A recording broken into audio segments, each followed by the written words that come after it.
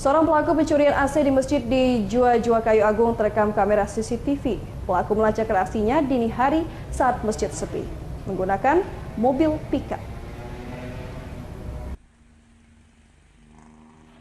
Alat pendingin atau AC di Masjid Al-Muslimin yang berada di Kelurahan Jua Kayu Agung, Ogan Komering Ilir dicuri orang yang tak dikenal Rabu dini hari menjelang subuh.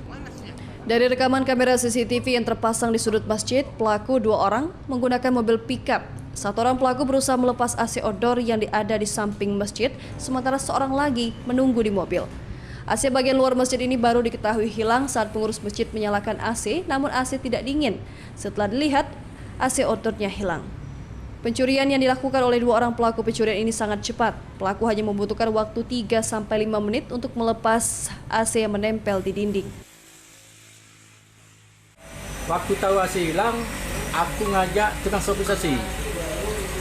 Sekitar jam 9 sama tukang servis AC datang ke sini.